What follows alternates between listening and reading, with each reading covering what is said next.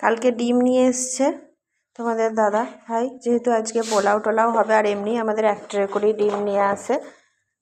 তো এই যে এখান থেকে দুটো নিয়েছি, এখানে যে রেখেছি সিদ্ধ করতে দেবো। আর বাড়িতে 3টে ছিল, সিদ্ধ করে ভাজা হবে। আজকে পোলাও হবে, মাংস হবে।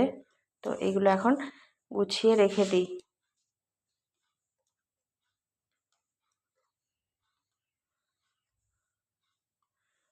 আমাদের এক ট্রে করেই ডিমটা নিয়ে আসে, যেহেতু একটু দামটাও কম পড়ে, সামান্য কিছু দাম কম পড়ে। আর আমাদের ডিমটা একটু বেশিই লাগে, সিদ্ধ খাওয়া হয়, তারপরে ভুজিয়া হয় ডিমের, রুটি খাওয়ার জন্য। তো ডিমটা একটু বেশি লাগে, তাই জন্য এক ট্রে করেই ডিম নিয়ে আসে যখনই নিয়ে আসে। আর তোমাদের দাদাভাই যেহেতু ও অফিস টফিস যায়, তো আর ছেলে মেয়েগুলো স্কুল চলে যায়, তো গ্রামের দোকান আছে। আর আমি তো বাড়ি থেকে সেরকমভাবে বের হয় না, দোকান তো দূরের কথা যাওয়া।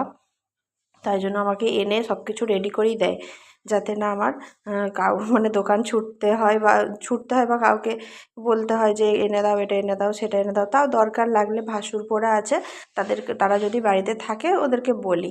তো যতটা সম্ভব তোমাদের দাদাভাই আমাকে সব কিছু রেডি করে দেয়। তো চলো এগুলোকে এবার ফ্রিজে রেখে দিই।